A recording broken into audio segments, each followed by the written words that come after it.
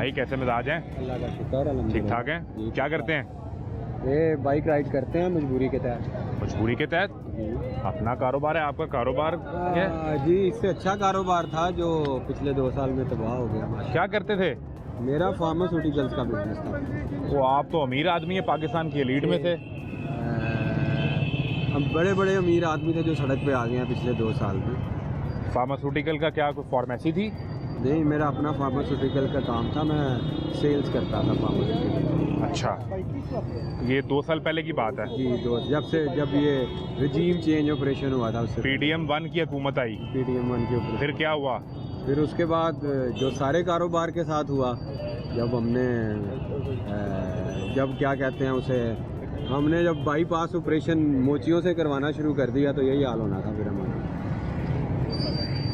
जिसका काम नहीं था, जब उन्होंने अपना वो काम करना शुरू कर दिया तो बेसिकली हमने सारे काम ही खराब कर लिए। नहीं तो आपकी वजह क्या बनी? मतलब दवाइयाँ महंगी हो गई, लोग दवाई तो खरीद रहे हैं ना। देखें, नहीं खरीद रहे ना, यही तो बात है। नहीं खरीद रहे?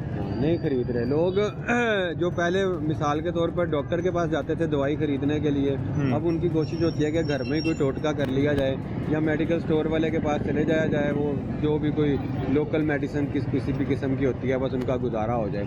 क्योंकि अभी सिचुएशन ये बनी हुई है कि लोगों के पास अपनी बेसिक नीड्स पूरी करने के लिए पैसे नहीं है। रोटी खाने के लिए पैसे नहीं है, बिल अदा करने के लिए पैसे नहीं है, बच्चों को स्कूल भेजने के लिए पैसे नहीं है। लोग बच्चों को स्कूलों से हटा रहे हैं सिर्फ इस वजह से कि वो फीस पे नहीं कर पा रहे, उनकी किताबें नहीं खरीदते।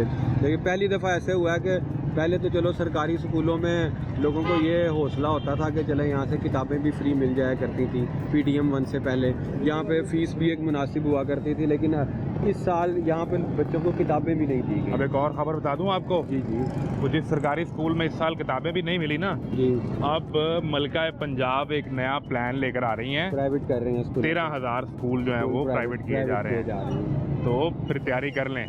तो ये तो उन सरकार जो वो सरकारी स्कूलों की जगह है उनका किराया लेगी और प्राइवेट बंदा वो स्कूल चलाएगा। ये तो उन फैसला साजों को सोचना चाहिए ना। आपके वोट से आते हैं फैसला साज आप हुए? नहीं सर, हमारे वोट से कहाँ आते हैं। हमने 8 फरवरी को जिसको जिताया, 9 फरवरी को फॉर्म 47 ने दूसरे बंदों को लेके आगे। आप कैसी बातें कर रहे हैं? आप माशाल्लाह बाखबर हैं, आपको पता है यहाँ पे मुक्तदर बंदे हैं, लोग हैं जो कि 77 सालों से जिन्होंने कब्जा किया हुआ है, जो कि कभी भी अवामी हकीकी नुमाइंदों को आगे नहीं आने देते। कितने पैसे को महीने के बन रहे थे जब ये फार्मास्यूटिकल्स का काम कर रहे थे? सर अल्हम्दुलिल्लाह इज्जत की रोटी कमा रहे थे, अपना घर चला रहे थे, ठीक है ना।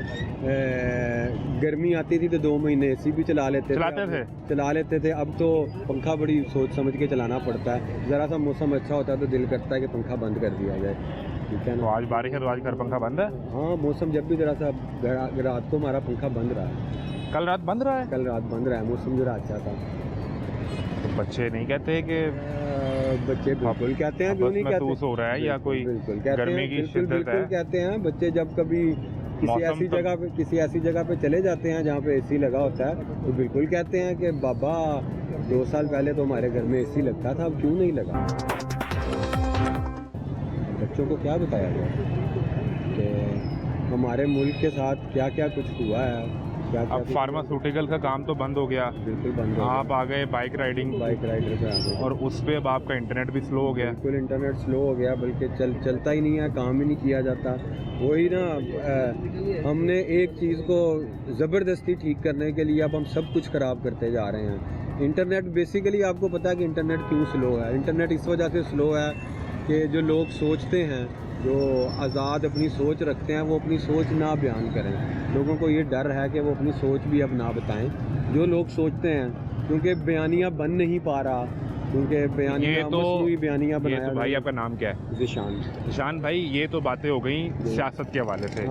आपने उस इंटरनेट से अपनी रोजी कमानी है, आपके लिए तो बयानिया बहुत बाद में आएगा ना। नहीं, बच्चों की रोजी पहले कमानी है। हमारे लिए देखिए, हमें तो ये पता है ना कि इंटरनेट स्लो क्यों हो रहा है। हम तो उसकी वजह से जा रहे हैं ना, हम तो उससे अफेक्ट हो रहे हैं। हम अफेक्ट हो रहे हैं, बहुत से लोग वो अफेक्ट हो रहे हैं जो कि जिनका रोज़गार ही इंटरनेट से वाबस्ता है, जो फ्रीलांसिंग करते हैं, जो ऑनलाइन काम करते हैं, हमारे साथ वो भी डिस्टर्ब होते हैं। क्योंकि हमारा काम एक किस तरह का है कि हम जब जाते हैं तो मुख्तलिफ जो शोबों से लोग हैं वो हमारे साथ बैठते हैं। बिल्कुल ऐसा, जब हर तरह के लोग, जब रास्ते में उनके साथ गपशप होती है तो वो बताते हैं। पहला सवाल ही होता है कि क्या करते हैं, कितने को पैसे कमा लेते हैं, कारोबार का उनका। वो तो जो लोग इंटरनेट, क्योंकि आपको आजकल पता है कि इंटरनेट एक बुनियादी ज़रूरत है, जिस तरह आप पानी पीते हैं, खाना खाते हैं, बिल्कुल लोगों की अब बुनियादी ज़रूरत है। अब आप ये देख लें कि अब फूड का बिजनेस भी है तो वो भी आप इंटरनेट के जरिए आपने घर बैठे ऑर्डर करना है, ऑर्डर वो आना है। अब तो घर में बैठ के लोग जो हैं वो रेस्टोरेंट चला रहे होते हैं, जो कोई सफ़ेद पोश लोग हैं, उनका काम भी इंटरनेट पे चल रहा है। जब इंटरनेट चलेगा ही नहीं तो मेरे कहने का मतलब ये था कि इंटरनेट स्लो करने की वजह जो है वो एक सियासी वजह है। मेरा मतलब ये था कि उसकी वजह से कितने लोग अफेक्ट हो रहे हैं, इसके ऊपर जो फैसला ये जो सरकार आई थी, सरकार तो कहती थी कि डिजिटल इकोनॉमी पाकिस्तान को बदल के रख देगी। आप हमारे साथ भारत की मिसाल ले लें, चंद दिन पहले बलूचिस्तान में क्या हुआ, कच्चे के इलाके में क्या हो रहा है। हमारी सारी तवज्जो ये है कि हम लोगों को ज़बरदस्ती वो मनवाने की कोशिश की जाए। मिसाल के तौर पर यहाँ पे अगर गोबर पड़ा हो ना तो हमें ज़बरदस्ती ये मनवाने की कोशिश की जा रही है कि ये गोबर नहीं है, ये मिठाई है, मानो इसको। बस ये कोशिश की जा रही है। हमारा सारा आपकी इन्हीं बातों की वजह से इंटरनेट नहीं चल रहा निशान भाई, मैं कैसे समझाऊं आपको। अब मैं अगर रात को घर जाऊं और अपने बच्चे के लिए दूध ना लेके जाऊं तो आप क्या चाहते हैं मैं कसीदे पढ़ूं इनके? मैं बताऊं कि बड़ा ज़बरदस्त चल रहा है मामला, ठीक है। जो मुक्तदर हल्के हैं उनके आगे हाथ जोड़ के हम खड़े हो जाएंगे। ये मामला हुआ कि घर गए और बच्चों के लिए दूध नहीं ले जा सकते। जी, दूध हम नहीं बच्चों को पिला पा रहे, ये वाकई हकीकत है ऐसा। वो अगर बच्चे बेचारे अगर हफ्ते में किसी एक दिन उनको दूध मिल जाए तो ये बड़ी गनीमत होती है उनके लिए। बच्चे कोई ख्वाहिश कर दें कुछ खाना है तो फिर क्या करते हैं? आप समझ सकते हैं, अगर आप भी साहिब औलाद हैं और आप वो ख्वाहिश, और बड़ी बुनियादी सी ख्वाहिशात उनकी होती हैं, मतलब बच्चा को फल देख ले, वो फल की ख्वाहिश कर दे और आप ना लेके दे सकें उसको, तो आप समझ सकते हैं कि उस वक्त क्या गुजरती है। उस वक्त जो आप पे गुजरती है वो अल्फाज में बयान हो सकता है? नहीं हो सकता, अल्फाज में नहीं हो सकता।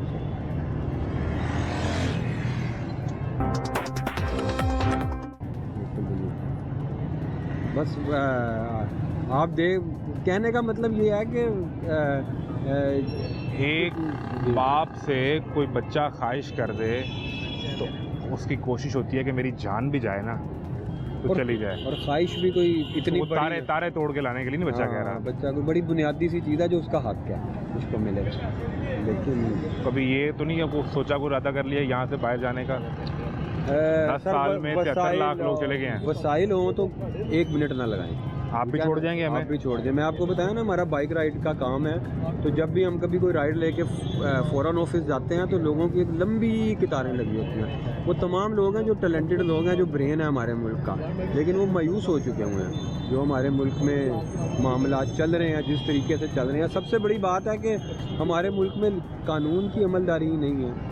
सिर्फ भी मैं अभी तक जो समझा हूँ आपसे बात करके, आप एक बाशऊर पढ़े लिखे आदमी हैं तो ये भी चाहते हैं कि इस मुल्क की इकॉनमी भी चले, जो इस मुल्क से बाहर भी नहीं जा पा रहे और शायद मेरा ख्याल है चाहते भी नहीं, अगर जाना चाहते भी ना हो, और जो ये भी चाहते हैं कि आपके बच्चे इसी मुल्क में बड़े होकर यहीं पर रहें, इस मुल्क की तरक्की में अपना किरदार अदा करें।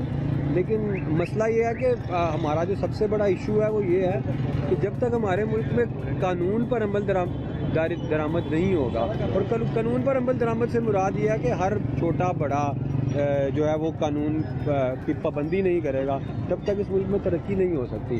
हम यहाँ पे जाते हैं, हमारा रोज़ का काम पड़ जाता है, ट्रैफिक पुलिस वाले सिर्फ उनको रोक रहे होते हैं जिसके पास मोटर बाइक है, छोटी गाड़ी है, कभी उन्होंने बड़ी गाड़ी वाले को नहीं रोका होता। यहाँ पे मुल्क के जो जितने बड़े बड़े लोग हैं हमारा, आप कहने के हम कल एक प्रोग्राम कर रहे थे, उसमें एक आदमी को 2 यूनिट उसकी दुकान पे 2 यूनिट उसने इस्तेमाल किए बिजली के, उसका बिल था 1580 रुपये, जिस पे इनकम टैक्स था 1 रुपया, और सरकार ने उसको वो 1 रुपया भी इनकम टैक्स नहीं छोड़ा। आप ये बात कर रहे हैं, हम कोई बाहर के लोगों की बात नहीं करते।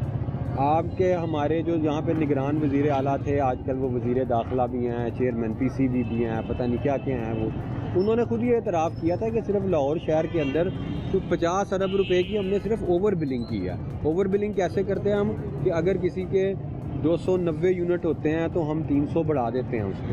सिर्फ 10 यूनिट बढ़ने से उनका बिल डबल हो जाता है, 2 गुना बढ़ जाता है। इस दफ़ा जो बारीक वारदात डाली गई है वो ये डाली गई है कि अभी तक हमारे घर का बिजली का बिल नहीं आया, जो आज इस दफ़ा तो आपको 14 रुपये सस्ता आना है। नहीं सर, सस्ता नहीं आना, मैं वही तो आपको बारीक वारदात बता रहा हूँ कि जो बिजली का बिल अभी तक आ जाना चाहिए था नहीं आना, वो 10 दिन बाद भेजेंगे। वो 10 दिन बाद जब भेजेंगे तो आपको पता है कि उसके यूनिट बढ़ जाएंगे, स्लैब बढ़ जाएगा, तो वो जो 14 रुपये हमें सस्ता हो रहा है वो 24 रुपये हमें महंगा मिलेगा। वो जब 2 यूनिट महीने के प्राइस 2 महीने आपको 14 रुपये सस्ता मिल जाएगा। जी। स्लैब आपकी चेंज हो चुकी होगी, अगले 6 महीने के लिए आपको लटका दिया जाएगा। उस 6 महीने तो दूर की बात है ना, उसी महीने की स्लैब भी हमारी बढ़ जाएगी। हाँ, जो रेट तो बढ़ जाएगा। जो हमें अगर मिसाल के तौर पर 20 रुपये यूनिट बढ़ना है, वो हमें 50 रुपये यूनिट पड़ेगा और 14 उसमें से कम हो जाएंगे, हमें तो फिर भी 16 रुपये यूनिट महंगा ही पड़ा ना। किसी मौके पे बच्चों ने ये कह दिया कि बाबा सिस्टम ने तो हमें कुछ नहीं दिया, आपने हमारे लिए सिस्टम के अंदर रहते हुए क्या सोचा? हम तो अभी तक अपने बच्चों को बताते हैं जो सही है जो गलत है उसका शऊर देते हैं हर लिहाज से। मेरा ये ख्याल है कि अगर आप लोगों को अपने बच्चों को सच बताएं, सही बताएं कि बेटा मामलात क्या हो रहे हैं। हाँ। मेरा नहीं ख्याल कि बच्चे जो हैं वो अगर आप उनके साथ झूठ नहीं बोल रहे तो बच्चे इस बात को समझते हैं। शान भाई बहुत मेहरबानी, आप जीते रहें।